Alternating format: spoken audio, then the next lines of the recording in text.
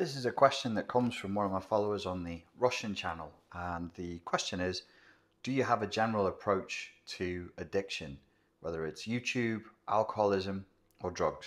And the answer is, I do. There's three recommendations that I would make when looking to deal with addiction.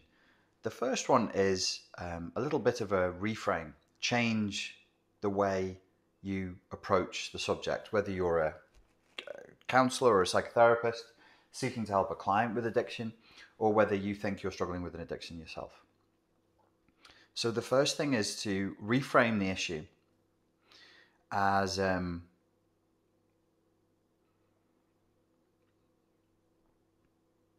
desire to alter the individual's state, their emotional, somatic, hormonal, and psychological state that is maladaptive, that is self-destructive. So when we're talking about addiction, we can take out the idea that there's any moral degeneracy within you or within the client. There's nothing wrong with you because you're dealing with an addiction, but that you're trying to alter your state, which all human beings do. And perhaps this way of altering your state, whilst it is effective at altering your state, it comes with unwanted consequences. This is a great reframe. So that's number one. That's where we start from. Number two is that we have a cold compassion when we're dealing with this. So we're looking at it with the cold compassion of the Zen tradition, where you look at it with detachment and you look at the human being and the behavior, whether the human being is you or somebody else, as a system that is functioning, and it's doing a thing. It's doing a certain thing. And, you know, as in neurolinguistic programming, you make the assumption that whatever the behavior is, the value of the client is held constant, and you assume that every behavior has a positive intent, which in this case it does. The person engaged in the addictive cycle is trying to feel good. They don't feel good and they want to feel good.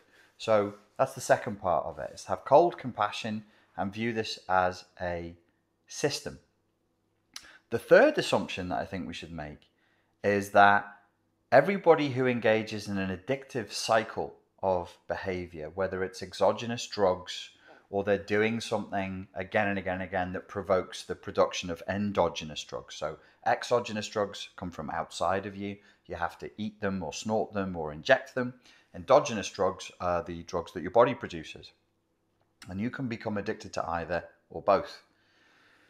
So the drug that the person is taking on, when we look at it through the lens of assumption number 3, which is that the person is taking a drug to compensate for something they've lost, for something they don't have, the drug that they're taking represents that which has been lost.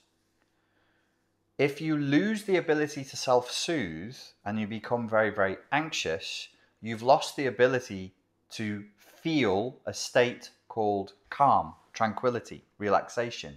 So what drugs, exogenous, would lead to a state of calm and tranquility? Well, barbiturates, downers, weed might do it, alcohol would do it. So that way, when we look at what somebody's doing when they're taking drugs, we say, okay, they're trying to change the way they feel, and they're not doing it in a generic way. They're doing it in a very specific way. So if they want to feel numb, these are the drugs they'll take. If they already feel numb and they want to feel more alive, more alert, more energetic, perhaps they would go for speed.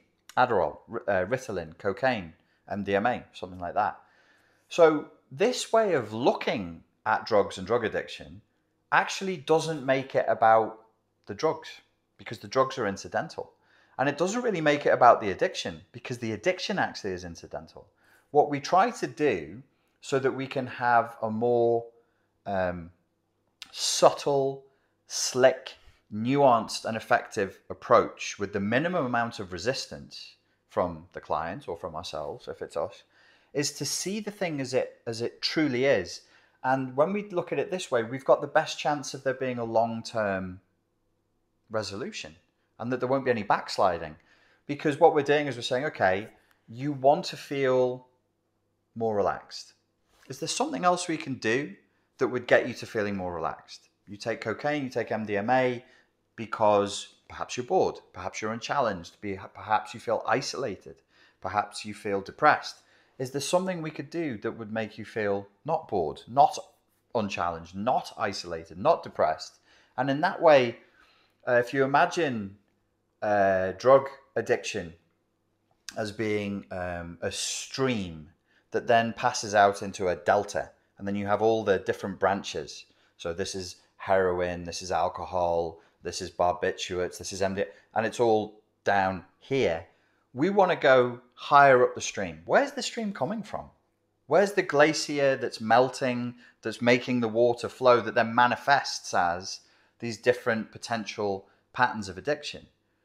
And how do we get further up the stream so we can look at root cause in a way that is non-judgmental?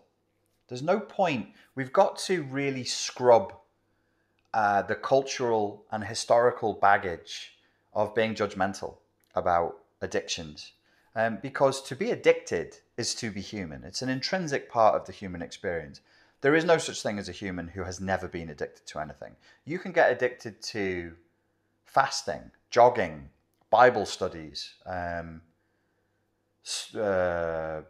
playing chess, buying clothes. This is human behavior. This is what we're like. You can get addicted to condemning other people. You can get addicted to judging other people. You can get addicted to confrontation. Humans are addictive creatures by nature. It's very easy for us to form addictions.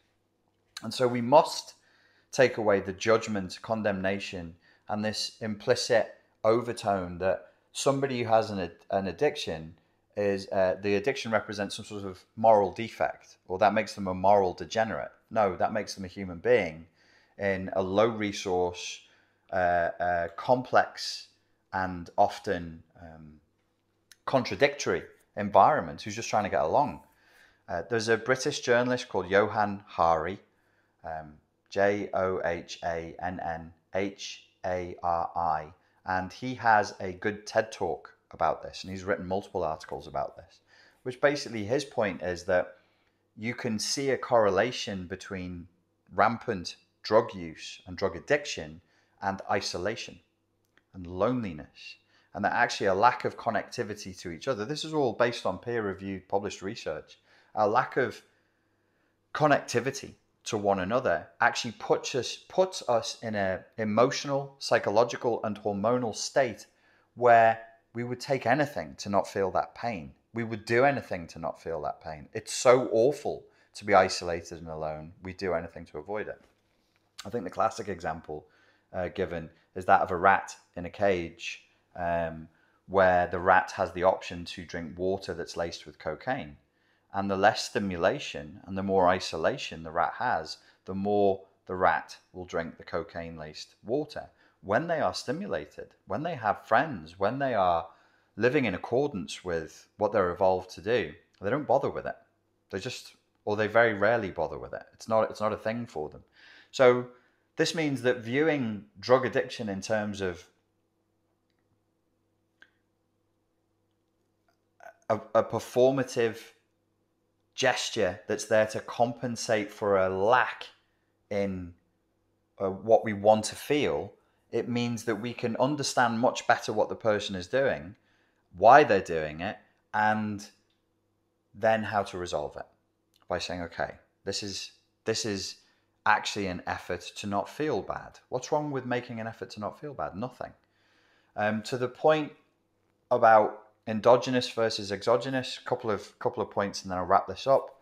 Endogenous drugs, social media provokes the production of endogenous drugs, video games, TV, food addiction, I think, is a legitimate thing. And I would always just say to people when it comes to food is like, what are the foods that you're craving? What do you want to eat? And this is usually like high salt, high sugar, high fat, high carbohydrate food. And you go, well, why? What does that make you feel? Okay, if you get really full with very heavily processed, heavily flavorful food. So all that flavor is probably going to give you a little dopamine hit. It's going to give you a little serotonin hit. And then when you're very, very full of that food and the body has to make a big effort to digest it in your stomach, you won't be able to feel as anxious. You'll probably feel quite numb. You'll probably be able to, you won't be thinking anxiously and in this turmoil of emotional flashbacks. I know I sound like a stock record, but so many things do just come down to being able to deal with our own personal trauma, reduce the emotional flashbacks so we're not being tortured by unpleasant, violent storms of emotion that trigger each other. So you're in a cascading melange of different bad feelings. Of course, you're going to want to seek to escape that through alcohol, heroin, cocaine, whatever it is, because it hurts. It's a kind of torture. So with this model, we can say, okay, what is the person trying to do? What do they actually want to feel? What are they feeling that they're trying to escape from? And are there any other methodologies that we can offer that person or that we can offer ourselves that would get the job done without doing things, taking things that actually damage our long-term health, possibly lead us into doing something that's criminal, and certainly that isolates us from other people, will lead us to feel shame and self-loathing and all the rest of it, none of which is helpful. So hopefully you found that useful. Oh, there was one more point I wanted to make. If we are serious about overcoming addiction, you must, if it's yourself or you're a counselor or a psychotherapist, you must look at the difference between addiction and conditioning. To paint in broad brushstrokes, conditioning is addiction is somewhat conscious, and there's a payoff. You know, people snort coke because it feels good. If it stops feeling good, they'll stop doing it. So it's semi-conscious, and there is an actual payoff. With conditioning, it's a wholly unconscious compulsion to do the thing, and there doesn't need to be a payoff. So sometimes when people are taking cocaine all the time, sometimes they're addicted. Sometimes they're conditioned. And if you're a counselor or a coach and you're trying to treat a conditioned behavior as though it was an addiction, you're pissing in the wind. And good modalities for treating addiction will not work there. They have absolutely zero chance of working if the person is conditioned. So if you do detect that there's a conditioned behavior there, you need to understand the difference between conditioning and addiction, and then you need to understand how to break a conditioned response rather than addictive response. Okay, hope that was useful. Thank you very much for your time and for your attention, and I look forward to speaking to you again soon. Cheers.